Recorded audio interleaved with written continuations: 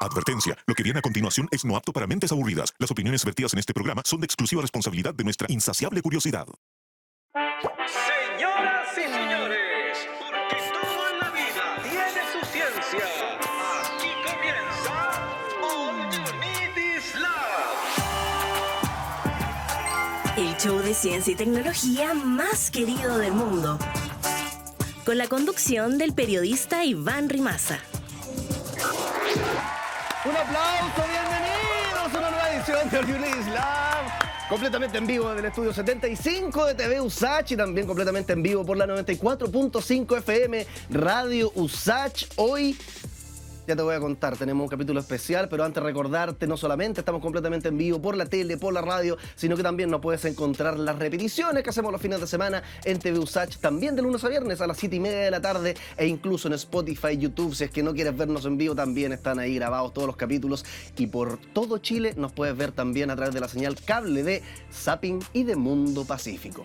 Como te decía, hoy es un capítulo especial. De hecho, mira, tenemos acá unos globengos, los que están viendo el estudio, y yo tengo un gorrengo, y también en el plano general, no sé si lo vamos a ver, pero tenemos el set decoradísimo con globitos. Bueno, ya lo van a ver ahí porque hoy estamos celebrando 100 capítulos al aire. Así que un aplauso. Oye, pero ¿por qué nos gusta llegar al número 100? ¿Por qué? A ver, feliz cumpleaños, qué bonito. Muchas gracias. Me emociono un poquito. Oye, les voy a contar algo interesante el día de hoy. Ya. Que se me mojaron los ojos. ¿Por qué nos gusta llegar al número 100? ¿Por qué no celebramos los 97 capítulos en vez de los 100? ¿O por qué no esperamos a los 103? Quizás porque nuestro cerebro está programado para enamorarse de algunos números. El neurocientífico, de hecho, Stanislas Dehaene, es experto en cómo los seres humanos procesamos los números y descubrió que tenemos un sentido numérico. Cuando ves el número 100, el cerebro no solamente procesa su valor matemático, sino que también activa regiones que están relacionadas con recompensa y con satisfacción. Porque los números terminados en 0 son más fáciles de manipular, comparar y agrupar mentalmente, cognitivamente. Son menos pega, por decirlo de alguna manera. Y es rico no trabajar, lo sabemos, ¿cierto? Bueno, además hay un aprendizaje cultural, porque usamos el sistema decimal.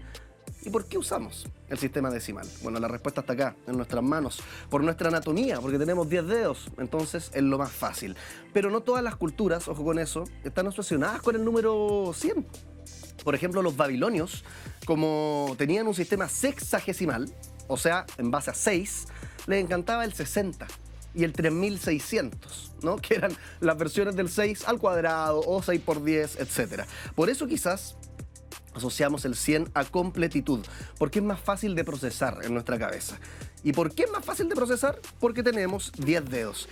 Y es increíble que así, en el deporte, llegar a 100 victorias, por ejemplo, o 100 partidos jugados, se transformen en una barrera psicológica para muchos atletas. Y todo porque tenemos 10 dedos. También en la ciencia, por ejemplo, si un paper tiene más de 100 citas, probablemente destaque más que uno con 87. Y es solamente un sesgo numérico porque tenemos 10 dedos. Y este show de ciencias no podía ser la excepción. 100 capítulos, 200 entrevistas. En estricto rigor, sería más celebrable llegar al 101 capítulo. Claro, mañana tenemos más capítulos. Podríamos celebrar mañana, que tenemos más material debajo del brazo, ¿no? Pero bueno, como tenemos 10 dedos, obligados a participar del ritual. Así que muchas gracias también. Mira, voy a leer acá a toda la gente que hace posible este programa. Carla Marín, Rafael Montes, yo, Gabriel Vergara, Ignacio Arévalo, Alejandra Llanos, José Miguel Carrizo, Emilio Baeza, Carla Marín de nuevo, Laura Barríos y todos los que hacen posible este programa día a día. Felices 100 capítulos. All You Need Is Love. Te escuchamos. Esto es Conexión Cuántica.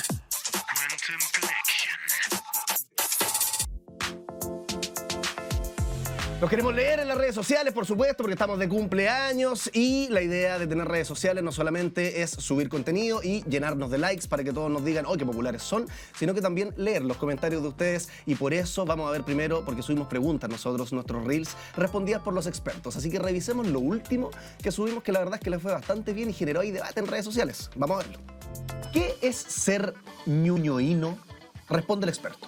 es una persona de clase media alta, con ciertos privilegios, alto capital humano, ¿sí? Es decir, que tiene educación, fue a la universidad, pero que tiende a estar más a la izquierda. Pero no es una izquierda, no es cualquier izquierda, sino que es una izquierda que es muy progresista en temáticas culturales como el feminismo, como los derechos de las minorías étnicas, como el cosmopolitanismo, y está muy preocupado del medio ambiente. Es usado peyorativamente desde dos lados, desde la derecha, que digamos es lo que uno esperaría, pero también desde una izquierda más tradicional, basada en, digamos, en los sindicatos, ¿no? Lo estamos llamando Ñuñoa, pero está bien fuerte en algunas partes de Providencia. Piensen ustedes algunos barrios de Santiago Centro, como Bellas Artes, como Barrio Italia, también eso está en Providencia.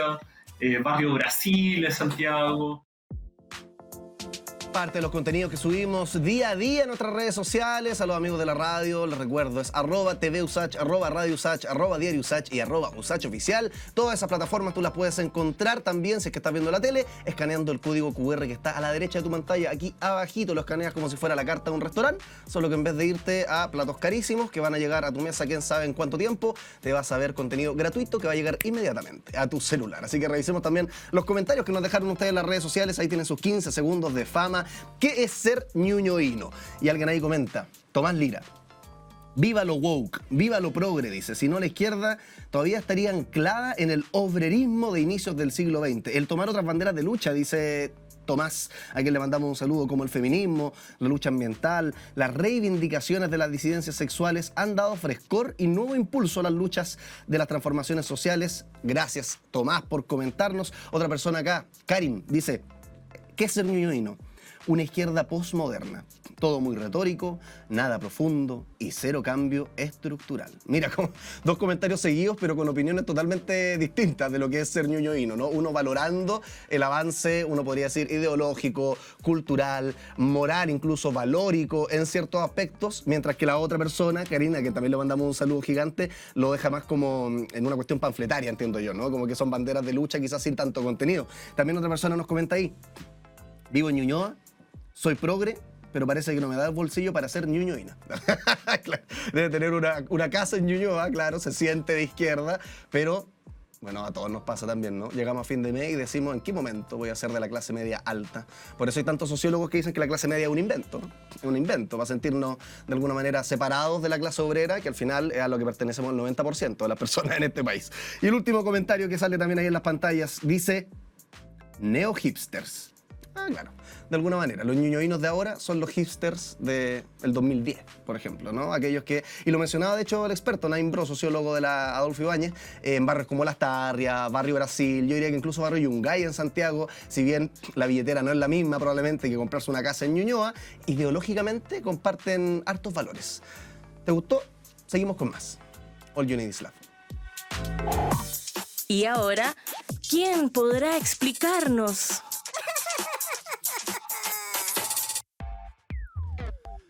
Cuidado con las pastas de dientes, porque salió hace poquito un aviso que retiró del mercado una en particular de la marca Colgate, que los argentinos le dicen Colgate. ¿Cómo le decís tú en la casa? ¿Colgate o Colgate? No tengo idea. Vamos a hablar de esto, no de la pronunciación de la marca, sino que de los dentríficos que nos pueden generar en la boca si elegimos uno incorrecto y bueno, otras dudas ahí de la odontología que nos puedan surgir con Ivonne Blanche, cirujano dentista, académica también de odontología del UDP. Ivonne, nuestro público te da un aplauso. Gracias por estar en el programa. Hola. ¿Cómo te va?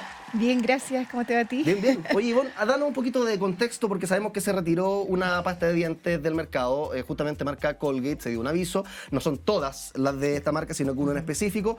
Primero eso, como para el que no se ha informado de lo que pasó y de ahí vamos profundizando. Perfecto. Mira, la verdad es que efectivamente hubo toda una polémica cuando apareció este tema.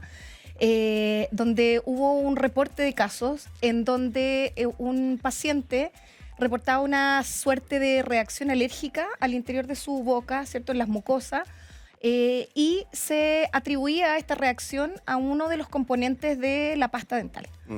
Obviamente la investigación en relación a las pastas dentales es sumamente robusta. Hay no sé, aportes científicos, pero a nivel mundial, respecto de todo lo que provoca, ¿cierto? Y los aportes que tiene el flúor y los componentes, el componente activo de las pastas dentales. Y específicamente se buscó que esta pasta dental que tenía el fluoruro de estaño, porque sabemos que las pastas dentales tienen flúor en una presentación, ¿cierto?, asociada químicamente a un mineral. ¿Fluoruro de ¿ya? estaño es el nombre largo del flúor?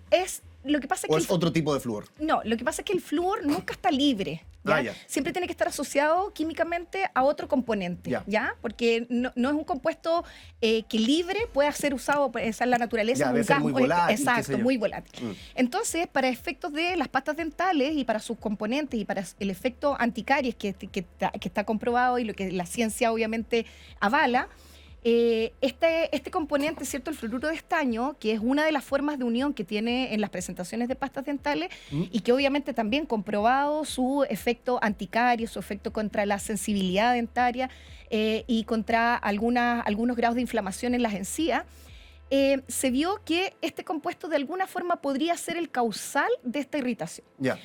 Posteriormente se hace la investigación al respecto y los casos reportados en relación a esto fueron muy pocos, ¿ya? Como para poder decir, este es el causal. La investigación se profundizó y para contexto, como tú bien decías, para las personas que no están informadas, se dieron cuenta de que esta formulación de esta pasta Colgate, que su fabricación estaba haciendo en Argentina, traía un cambio en uno de los componentes que son los aromatizantes, ¿ya?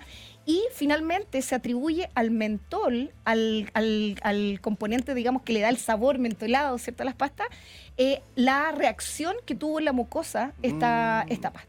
Entonces se saca del mercado, obviamente, producto de este reporte de caso, pero luego se dan cuenta que, volviendo a la formulación anterior, cambiando este mentol, ¿cierto?, a la formulación antigua, no hubo reporte de caso. El problema entonces, más que el fluoruro de estaño, era el mentol. Exactamente, era uno de los aromatizantes que se cambió, ¿cierto?, en ese minuto. ¿Cuáles son los ingredientes más comunes que tienen las pastas de dientes? Todas traen mentol, todas traen flúor, todas traen, porque también hay una competencia, entonces se quieren diferenciar una de la otra, le meten cuestiones nuevas. Sí, mira, sin duda, lo más importante en las pastas dentales que uno tiene que fijarse es que el componente activo, ¿cierto?, que lo que nosotros buscamos con las pastas dentales es el efecto anticaries, ¿cierto?, y provocar el efecto preventivo que tenemos frente a la desmineralización del esmalte dentario, es el flúor. Ya, pero nunca, como te digo, está mal decir que las pastas tienen flúor como un componente libre. Sin apellido. Sin apellido, exactamente. Ya, entonces, el fluoruro o el fluoruro de sodio, que es el componente activo en forma mineral, como vienen las pastas dentales en las formulaciones científicas, ¿cierto?,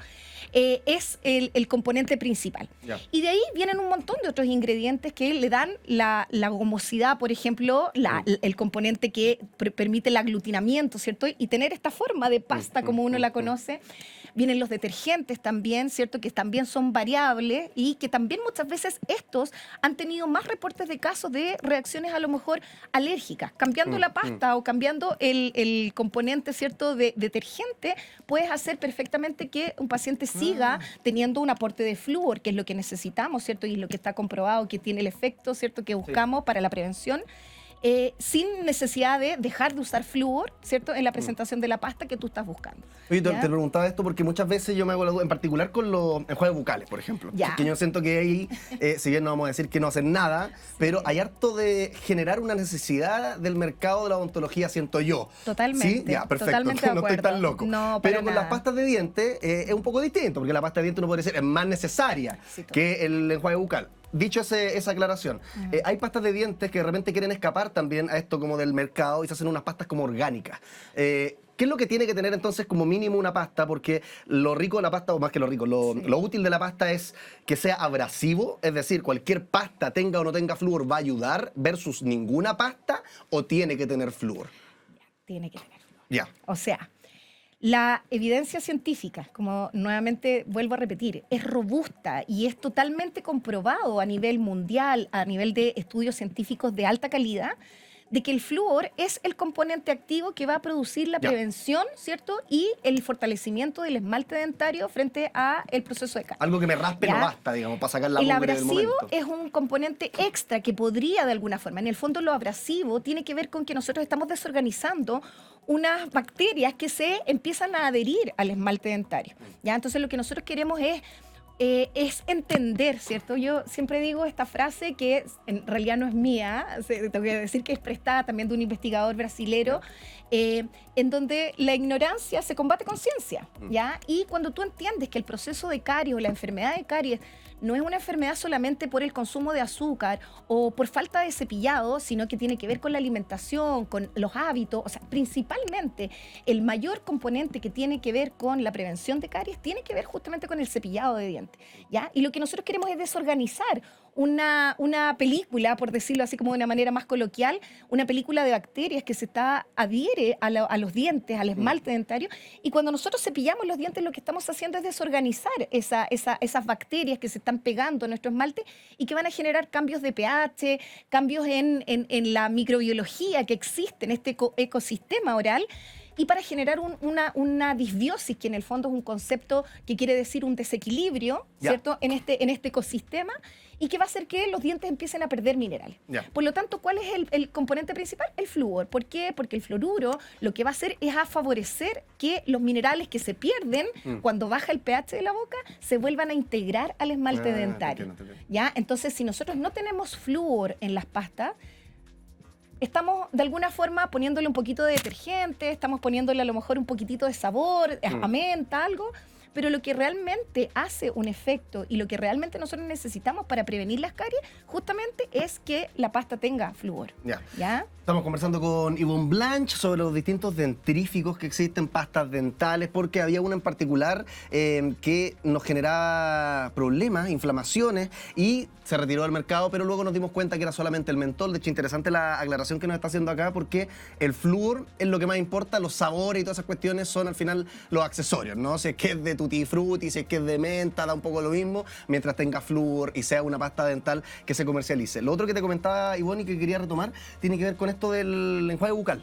Porque, como te digo, siempre ha sido como una lucha un poco política mía, como decir, oh, nos quieres vender algo que no es necesario, pero quería saber la voz de la experta en el sentido de qué tan necesario es. Porque yo, por ejemplo, no ocupo enjuague bucal de manera diaria, pero sí me lavo, de repente incluso ¿cómo se llama? El hilo dental. Pero el enjuague como que he tenido una resistencia, como te digo, principalmente porque siento que es una necesidad creada. ¿Qué tanto hay de eso?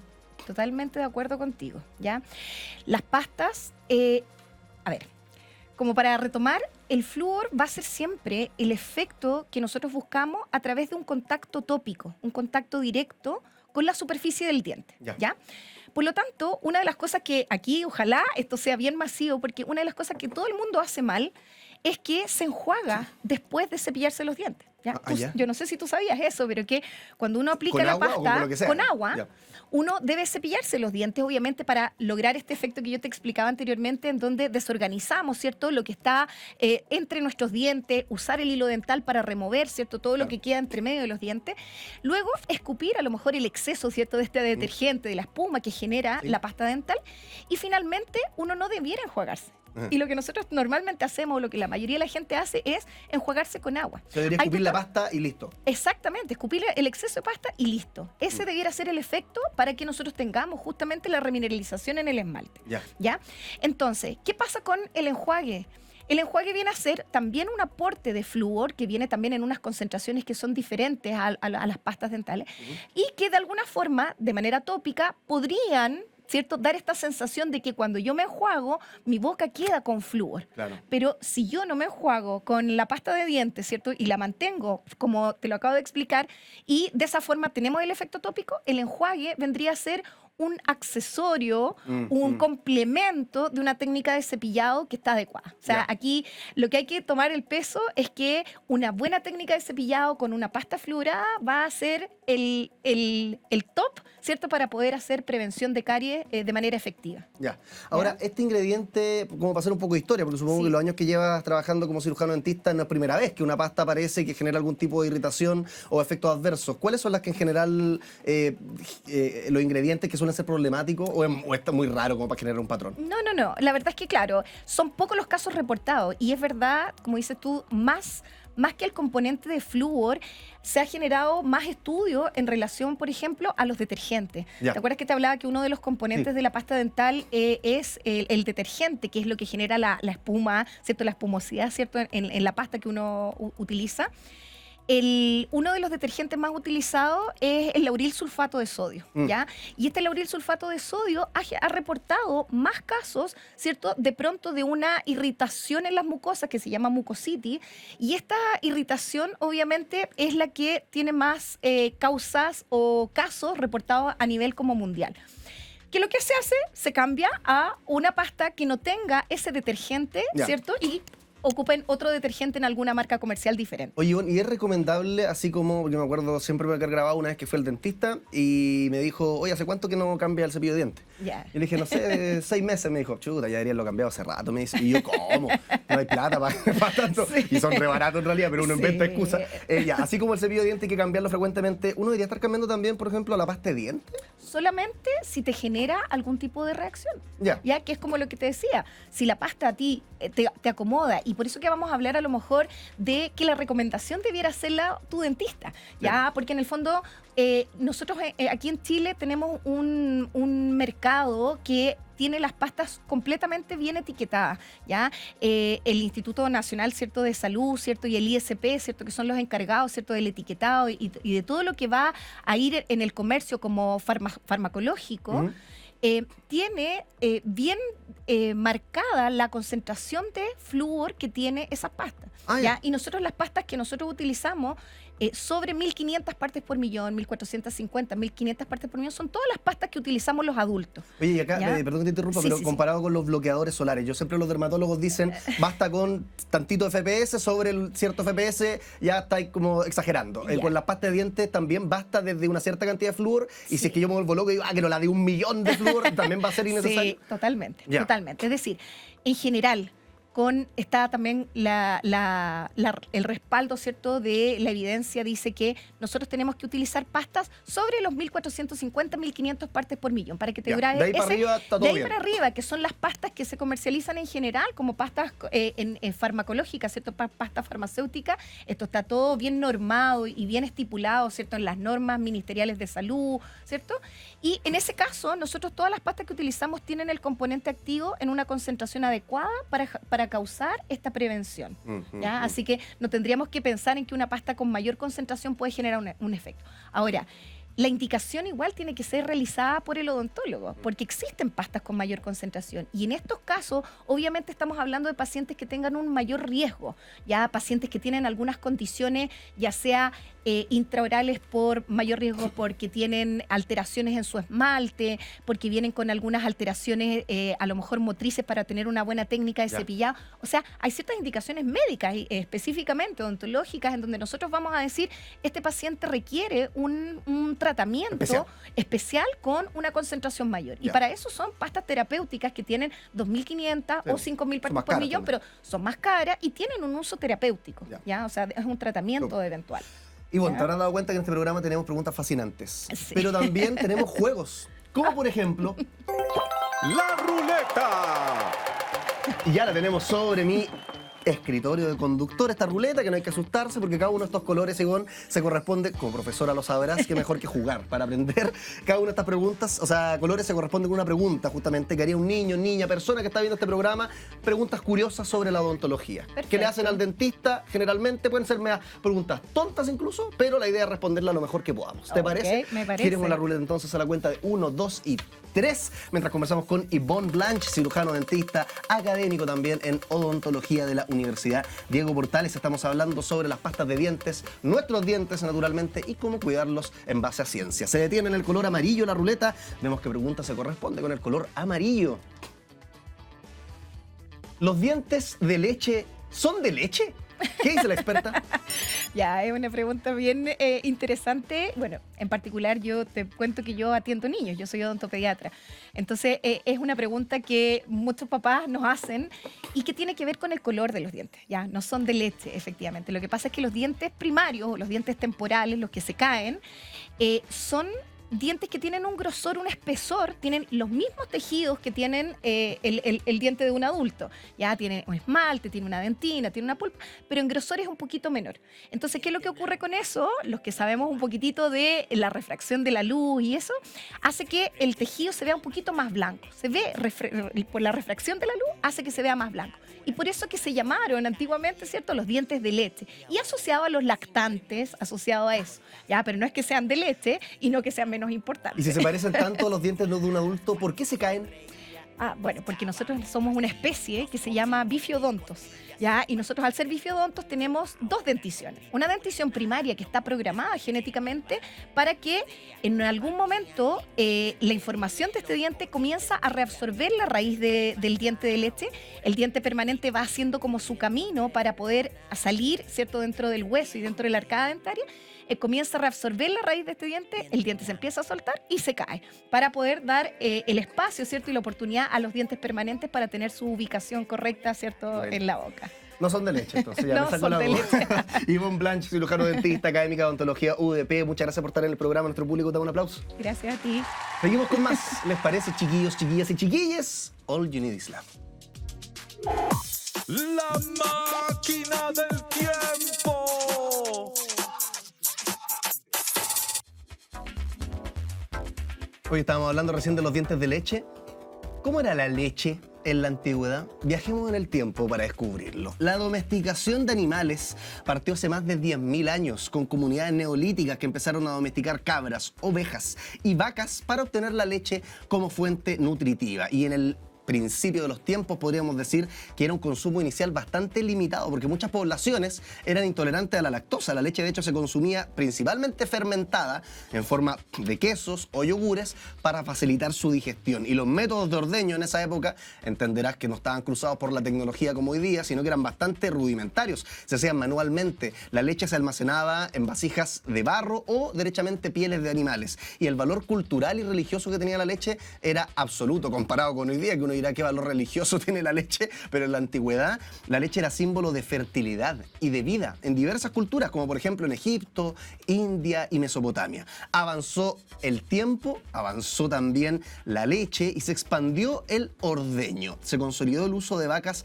como principal fuente lechera en Europa, mientras que en Asia no era tanto de vacas la cuestión, sino que era más de cabras y de búfalas. La conservación de la leche seguía siendo básica. La leche fresca se consumía rápidamente y se fermentaba o transformaba en queso y mantequilla para evitar su descomposición. Y todo esto, los gremios de lecheros, las comunidades campesinas iban transmitiéndolo oralmente, desarrollando técnicas más refinadas incluso de quesería y de mantequería. La leche y sus derivados en esta época intermedia de la humanidad tenía un rol económico importante porque se empezó a integrar en el comercio local, no solamente, sino que también en la dieta cotidiana, especialmente en monasterios y aldeas. En la actualidad tenemos ya tecnologías de ordeño mucho más avanzadas. Se pasó de la ordeña manual a, bueno, todavía hay algunas granjas orgánicas que lo hacen manualmente. Si tú vas a la granja educativa, probablemente también vas a ordeñar manualmente. No es que eso haya desaparecido, pero toda la leche que se vende en el mercado hoy en día pasa por sistemas mecánicos, robotizados, que aumentan la eficiencia, reducen riesgos sanitarios.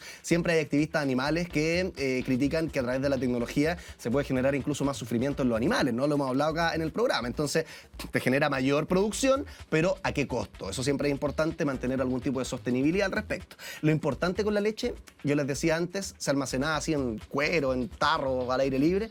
Bueno, la tecnología también ayudó a que su almacenamiento fuera mucho más salubre, podríamos decir, porque la pasteurización, que la mantiene hoy día libre de bichos, por decirlo en fácil, no existía antes, gracias al señor Pasteur. De hecho, hoy en día pasteurizamos la leche, que es como hervirla, enfriarla hasta que se desaparezcan de alguna manera los bichos que hay adentro. Homogeneización, esterilización también de la leche garantizan hoy seguridad alimentaria, mayor vida útil, y tenemos diversidad de productos también, no solamente la leche entera, sino que tenemos además de la leche animal alternativas vegetales, soya, avena, almendra, que, ojo, no es agarrar una almendra y apretarla y estrujarla y va a salir leche. No es tan fácil, es un poquito más desarrollado que aquello, impulsadas por cambios de consumo y preocupaciones ambientales. Todo esto, por supuesto, para reducir también el impacto medioambiental. Te decía, una producción sostenible a través de reducción de metano y bienestar animal.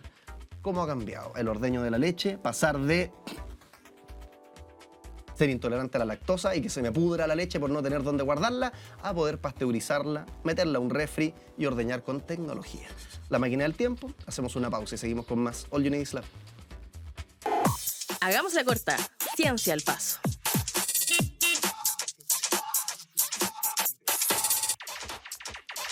Seguimos con más, capítulo 100 de All You Need Is Love. Un aplauso, porque no se cumplen todos los días. Bueno, no se cumplen 99 todos los días, no se cumplen 100 todos los días, no se cumplen 101 todos los días. Me carga esa gente en realidad, que cuando tú estás de cumpleaños, como yo los tuve este fin de semana, y te dicen, oye, 30 años no se cumplen todos los días, ¿ah? Tampoco 29, tampoco 31. El más amargado, recibiendo saludos de gente que lo ama. Oye, tagada, una. Estamos bailando. La gente de Radio Usach, sintonice TV Usach si me quiere ver bailar y hacer unos GIF para después burlarse de mí. Oye, leamos noticias de ciencia, pongámonos serios. Ahora ya. Ahora ya. Calor extremo. Las aves tropicales actualmente enfrentan un clima mucho más hostil que hace apenas 4 décadas. Y en regiones donde antes soportaban unos 3 días de calor extremo al año, ahora deben sobrevivir 30 días de calor al año o incluso más de 30. Te lo repito, generalmente soportaban 3 días de calor extremo, hoy en día más de 30. O sea, 10 veces más ha empeorado el planeta por culpa nuestra y le afecta a las aves. Esta intensificación de las altas temperaturas ha traído consecuencias alarmantes. Desde 1980, las poblaciones de aves tropicales se han reducido alrededor de 1/3. Un nuevo estudio, de hecho ahora publicado en la revista Nature, Ecology and Evolution, reveló que entre un 25% y un 38% de estas poblaciones han disminuido como consecuencia del aumento de las olas de calor, producto del cambio climático también, por presiones antropogénicas. El calor extremo entonces podría terminar con muchas aves tropicales. Ejemplo de esto son los casos de Panamá, de la Amazonía. Ahí estamos viendo de hecho distintos tipos de loros. Yo fui hace poquito al Windsor y vi justamente ese loro que aparecía ahí con, que no sé si un loro, un guacamayo, lo siento, no aprendí nada en el Windsor, pero los colores son muy llamativos, son muy hermosos. Y como te decía, ejemplos de estos son los casos en la Amazonía ecuatoriana, que muestran importantes disminuciones de aves sin causas evidentes, incluso en selvas tropicales intactas, según señalan los expertos. Los resultados de esto muestran que los extremos de calor, como las olas de calor intensas, han tenido un impacto mucho mayor en las aves que otros factores climáticos, como el aumento promedio de temperatura o las variaciones en la lluvia. Así entonces, los hallazgos sugieren que algunas especies de aves han experimentado reducciones tan alarmantes al nivel que incluso superan el 50% de sus poblaciones. O sea, se han diezmado, se han mermado, han desaparecido, han muerto, ponle tú el nombre que quieras. Algunas especies de aves en un 50% sus poblaciones por el cambio climático, por el calor extremo. ¿Y de quién es culpa todo eso? De este pechito, los seres humanos. Así que a concientizarse. De hecho, la conversación que viene ahora en breve tiene que ver un poco con eso. Sigamos con más. All You Need Is Love. El que sabe, sabe. Y el que no conduce. A propósito de la noticia que te contaba recién, vamos a hablar sobre psicología ambiental. No solamente cómo nuestro entorno afecta nuestra salud mental, sino que también cómo el cambio climático puede afectar nuestra salud mental también. Muchas veces se habla de ecoansiedad y otros conceptos que, de nuevo, por culpa del ser humano se han ido poniendo de moda cada vez más. Lo vamos a comentar con Gabriel, prócer académico, investigador también de la USACH. Gabriel, ¿cómo estás? Muchas gracias por estar acá en el programa. Te mandamos un aplauso a la distancia. Hola Iván, ¿cómo estás? Muchas gracias por la invitación, yo muy bien. ¿Tú qué tal? Bien también. Oye, Gabriel, cuéntanos un poquitito, antes de entrar de hecho en el cambio climático, ecoansiedad y aquello que estaba mencionando recién, cómo nuestro entorno puede afectar nuestra salud mental, e insisto en el punto, dejando de lado el cambio climático porque de ahí después vamos a profundizar en aquello, pero hay muchas otras cosas, digamos, que nos rodean cotidianamente y que nos afectan. ¿Y por qué hago la distinción de entorno? Más allá de las personas, más allá de uno mismo y su propia mente, también nos puede afectar. Realmente, me parece muy buen punto para partir y ahí no somos tan distintos al caballo. También nos afectan todas esas variables contextuales, todo eso que sucede a nuestro alrededor es muy importante. Imaginemos las personas cuando nos toca ir en el metro, la diferencia que significa cuando ese metro está atestado, está lleno de personas, voy apurado, más encima justo una persona está escuchando música sin audífono o está haciendo algo que para mí es molesto. Eso es muy distinto a cuando percibo el vagón vacío, cuando siento que me vine con tiempo y que incluso capaz que al llegar puedo alcanzar a hacer otra cosa. De esa manera nos queda súper claro que hay variables ambientales, que uno pudiera decir que son del entorno, que configuran un poco cómo nos vamos sintiendo en el día a día. Pero también eso se relaciona con nuestros entornos más cercanos. Uno sabe su casa, la relación que uno tiene con la casa, con el lugar de trabajo, también es muy importante para nuestra salud mental. Si nos gusta nuestro lugar de trabajo, nos gusta nuestro hogar, nos gusta nuestra habitación personal, evidentemente eso se relaciona con una mucho mejor salud mental. Ahora es fascinante porque estaba hablando de la casa, por ejemplo, y ahí uno no puede evitar recordar gurús o coach que poca base psicológica científica tenían, pero que les fue muy bien, como Marie Kondo, no sé si te acuerdas, que te enseñaba a ordenar tu casa, distintas cuestiones, y te voy a hacer esta pregunta a modo de experiencia también. Yo desde chico siempre fui muy malo para ordenar mi pieza, fui malo para el orden en general, no hacía la cama, y de repente me di cuenta que, claro, el orden igual te trae cierta tranquilidad, y yo en mi fascinación dije, ya, pero ¿cómo es posible esto? ¿Qué explicación hay?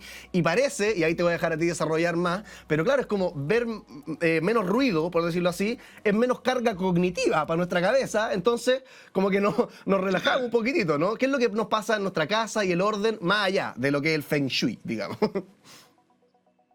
Total. Mira, ahí por ejemplo podemos mencionar a un par de psicólogos ambientales notables de la historia del planeta, que son Rachel y Stefan Kaplan, que ellos hablaban de que los ambientes pueden ser estresores o restaurativos. Y yo nos invitaría a pensar que podemos generar relaciones estresoras o restaurativas con esos ambientes. Entonces, por ejemplo, una sala muy desordenada, con mucho estresor, con mucho que me distrae, con mucha cosa que siento que tengo por hacer, me transmite una sensación totalmente distinta que una pieza calma, ordenada, que no siento que haya algo que hacer. Y lo mismo podemos pensar de muchos otros espacios que, producto de lo pristino, que son lo calmo, que son, nos ayudan también a sentirnos más relajados y más en calma. Ahí igual me gustaría hacer una pequeña anotación para ser justo, que todas las personas somos distintas. Hay personas que una habitación desordenada no necesariamente les genera malestar, y hay estudios provocadores que incluso han hablado que pudiera ser estimulador de ciertas creatividades. Wow. Pero por lo general, la norma es que más bien ambientes ordenados, ambientes que para nosotros tienen sentido como están ordenados, claramente nos relajan mucho más que una pieza caótica y desordenada. De hecho, los Kaplan entiendo que decían, y que a mí me gustaría que me lo explicaras, porque yo tengo como este titular nomás, como que concentrarse demasiado en cualquier cosa puede provocar fatiga mental. ¿De qué se trata de eso, particularmente desde la psicología ambiental? Mira, es súper interesante porque los Kaplan dicen que la vida moderna, y ahí podemos de nuevo, como decías tú antes, Iván, responsabilizarnos los humanos por la vida moderna que hemos construido, nos tiene llena de estímulos. Vamos en el metro y hay un cartel que le tengo que poner atención, un sonido que va por acá, lo que voy viendo yo en el celular y lo que puede estar sucediendo con otra persona o con miles de otras personas que van a mi alrededor. Y eso es muy fatigante para la atención. Y más encima lo que tiende a hacer nuestro cerebro, nuestra subjetividad, es intentar distribuir nuestros recursos atencionales. No podemos estar poniéndole atención a todo. Y eso es aún más desgastante. Entonces los Kaplan desarrollaron una serie de estudios de que lo que hace bien para nuestro bienestar es estar en ambientes que requieren de una atención apenas sostenida, apenas exigente, como es, por ejemplo, la naturaleza, como es, por ejemplo, cuando construimos espacios humanos que para nosotros son ricos de vivir, son espaciosos, tenemos lugares donde compartir, tenemos lugares creativos, espacios que nos guste compartir. Oye, ¿y cómo se conecta esto? Vamos ahora a pasar al cambio climático, porque naturalmente si concentrarse en cualquier cosa genera fatiga mental, y lo voy a plantear acá como una paradoja, ¿no? Concentrarnos también en el cambio climático nos va a generar ansiedad, pero al mismo tiempo, si no pensamos en el cambio climático, no estamos constantemente conscientes del impacto que genera el ser humano, también nos pasamos al otro polo, ¿no? Que es aquellas personas que no ven ningún tipo de riesgo y por tanto no se genera una conciencia. Pasemos a este tema del cambio climático y qué te parece esto que acabo de decir. Me parece genial y en ese sentido me gustaría apuntalar que en Chile habemos varios académicos y académicas que estamos trabajando este tema. Me gustaría mencionar que hace poco el CR2 sacó un informe muy importante de las consecuencias del cambio climático en la salud mental en América Latina y también un estudio que es muy interesante de Rodolfo Sapiens que sale hace poco que demuestra que los científicos climáticos tienen muy altos niveles de ecoansiedad, lo que tiene relación también con estudios que han dicho, oye, los líderes ambientales también son los que sienten mayor ecoansiedad. Entonces hay que pensar la ecoansiedad no solo como esta sensación general ciudadana que tenemos de estar más atentos frente al cambio climático y que eso nos genera ansiedad, porque el cambio climático para muchas personas es algo que se viene a futuro y que por tanto en esa diferencia con el futuro nos sentimos ansiosos, ansiosas, pero también es un fenómeno que vive con más fuerza la gente que conoce más información y que puede llegar a sentir una mayor angustia producto de esta proyección. Y eso no son solo los expertos y las lideresas, también son, por ejemplo, algunas niñeces, las personas en situación de discapacidad o las personas que, producto de sus experiencias previas, pueden verse más vulnerables frente a estas consecuencias del cambio climático. Y ahí algo que creo que también es fundamental reconocer es que ya hay personas que están viviendo los efectos del cambio climático. No es un fenómeno en el aire como en el éter, sino es algo concreto de mi día a día. Me levanto a poner sacos de arena en el borde de mi isla porque si no me va a subir el nivel del mar. Entonces esa gente está viviendo otro fenómeno de impacto en la salud mental. Su bienestar está muy fuertemente afectado. Se parece más a, por ejemplo, un trastorno por estrés postraumático o lo que vivimos las personas en Chile después de un terremoto. Pero el problema que estamos viviendo en estos sectores es que se cronifica. Es un problema de salud mental que se va volviendo cada vez más grave y en Chile no tenemos que ir tan lejos. Tenemos varias zonas de sacrificio, varios lugares donde las problemáticas de salud mental vinculadas al cambio climático están siendo bastante preocupantes. Oye, Gabriel, ¿y hay algo acá como para profundizar en la ciencia de por qué seguimos destruyendo el planeta, por decirlo de alguna manera, ¿no? Aunque la respuesta por una parte está, bueno, porque hay intereses económicos, políticos, ya, pero descontando, estoy hablando como de la gente de a pie, tú, yo, etcétera.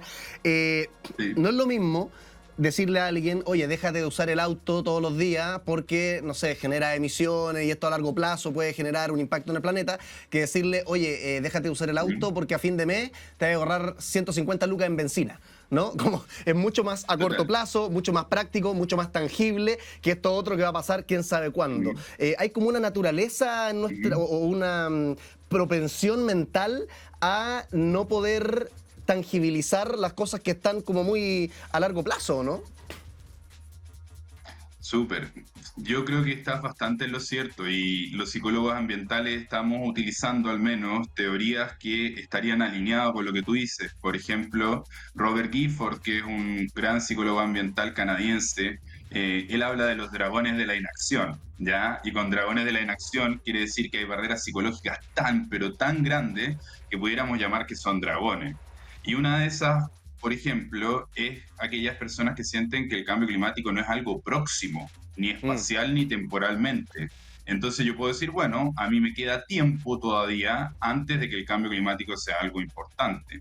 Y eso entra en juego muy distinto, como tú bien dices, cuando yo empiezo a ver que el cambio climático no es solo salvar la especie en el futuro, sino también puede ser mi bolsillo al final de mes, puede ser algo vinculado a mis temas valóricos, y que eso es una vuelta que muchos psicólogos ambientales también le están dando, que puede tener que ver con mi identidad y capaz que esto que hablamos en otros lados también, problemas de identidad nacional, ¿no? También se vinculan con la naturaleza. Chile es un país muy conectado con la naturaleza y que capaz que parte de volver a preguntarnos sobre nuestra identidad nacional también tenga que ver con nuestra identidad ambiental.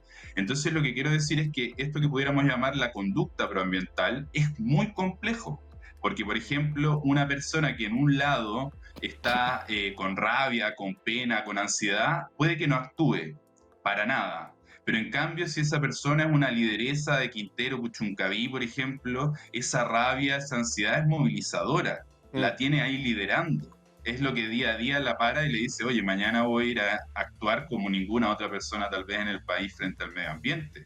Entonces es un tema muy complejo, pero sí iría muy en la línea de lo que tú dices, de que, por ejemplo, conocer las consecuencias positivas que tienen nuestras acciones ambientales, darnos cuenta que no es un problema tan lejano, socializarlo con otras personas, vincularlo a temas valóricos e identitarios, pudieran ser algunas de las claves. Eso que estás desarrollando al final, Gabriel, era donde yo quería profundizar ahora, porque ¿cómo se derrumban estos dragones de la inacción como con tips fáciles? Y voy a poner acá un escenario ficticio. Supongamos que yo soy un consultante que va a una terapia cognitivo-conductual, ¿ya? Voy a hacer cognitivo-conductual para que sea bien así, datos bien, tips bien explícitos, ¿no? Bien prácticos. Y digo, oye, sé que me he dado cuenta que no me importa el cambio climático y estoy urgido porque vamos a destruir el planeta, pero como que siento que no me estreso lo suficiente. ¿Qué tips le darías tú a esa persona como para derribar estos dragones de la inacción? Bien concreto. Súper. Lo primero es que tenemos que ponerlos en relación. Si nos los quedamos solos y solas, esos dragones nos vamos a terminar atragantando. Entonces, lo primero es que tenemos que generar espacios sociales donde volver a hablar de esto, no con la presión de que se nos está acabando el mundo, que es algo que nos ha puesto en un lenguaje muy desesperanzador. Entonces, lo primero y muy práctico es volver a conversarlo en la mesa familiar, volver a conversarlo con los amigos y sincerar por ahí también por qué no lo estamos haciendo. Hay gente que no cree en el cambio climático, hay gente que no ve beneficio en el tema del cambio climático. Volver a conversarlo es una muy buena pasada. Ya. Lo otro es que nos tenemos que acercar a la acción local. A la gente, ahí hoy Instagram, ustedes mismos hacen una maravilla en acercar las distintas acciones y las distintas personas que nos estamos vinculando a cambio climático. Metámonos a YouTube un ratito, escuchemos algún podcast, participemos de, por ejemplo, algún evento de los que se encuentra en lo cercano. Y además yo les diría también que algo muy importante es trabajar con nuestras creencias erróneas. Por ahí la gente cree que ya sabe sobre el cambio climático, pero no hace mal volver a informarse. Ahí hay páginas como la UNESCO, el Ministerio del Medio Ambiente tiene una ecobiblioteca donde podemos acercarnos de una manera más didáctica a esta temática. Y eso último para mí es fundamental, que nos acerquemos desde la educación. Estamos desarrollando también muchos juegos de mesas vinculados a cambio climático. No tiene por qué ser un tema tan terrible siempre. Es un tema urgente, es un tema fundamental, nos estamos jugando un montón, pero también tenemos que poder llegar a todas las personas. Entonces, en su casa, por favor, si quiere conocer, hay juegos virtuales, hay juegos de mesa, hay muchos programas educativos. Lo que diría a la gente es que nos tenemos que acercar y ojalá en grupo a la temática del cambio climático. Oye, y a propósito de juegos, ¿sabéis dónde más hay juegos, Gabriel? En este programa. Como por ejemplo... ¡La Pecera! Es como si estuviéramos conectados, porque en esta pecera, Gabriel, hay varios papelitos con factos reduccionistas. Nosotros le llamamos, son frases provocadoras, reduccionistas, son factos. Y puede que lo que yo diga a la cámara, porque voy a sacar un papel, lo leo a la cámara. Y puede que lo que yo lea a la cámara sea una burrada, una tontera. En ese caso, tú como experto en el tema, lo matizas y desarrollas una respuesta. Si es que el papelito está en lo correcto o te hace sentido, también lo desarrollas y me dices por qué está en lo correcto. ¿Te parece? Súper. Saquemos entonces papelitos de la pecera mientras conversamos con Gabriel Prócer, académico e investigador de la USACH. Tenemos aquí la pecera para hablar de psicología ambiental, a ver qué nos dice la pecera el día de hoy. Las cumbres climáticas son puro humo. ¿Qué dice el experto? Bueno, la frase tiene algo muy provocativo que me encanta, que es decir, no hacen lo suficiente, y lo podemos decir con toda seguridad. Nosotros teníamos la misión en la COP25 de hacer una COP que hiciera un gran cambio y que pusiera a América Latina al centro, y ninguno de los dos objetivos se logró. Seguimos girando en torno a las presiones del norte, a países que no firman, a países que no cumplen con sus promesas. Entonces bien pudiéramos decir que en cierta parte parecen humo. Pero también hay que reconocer que en esas conferencias participan un montón de activistas, participan un montón de organizaciones sociales, llegan un montón de líderes y lideresas ambientales a presionar a nombre de la sociedad civil, y eso es algo que tenemos que seguir reconociendo. Al unísono que existen gobernadores que no reaccionan como deberían reaccionar, existe una ciudadanía pujante que no deja de decir que queremos cambios y transformaciones en este tema. Entonces diría que son en parte humo desde el lado gubernamental, aunque hay avances. Por ejemplo, en la misma COP25 logramos un avance en temas oceanográficos, pero yo creo que todavía está más la pelota desde el lado de la ciudadanía y lo que está haciendo el activismo, la academia y las organizaciones civiles. Gabriel Prócer, académico, psicólogo ambiental de la USACH, te mandamos un aplauso a la distancia. Muchas gracias por conectarte en este programa, que esté muy bien. Que esté muy bien. Nos vemos. Seguimos con más All You Need Is Love.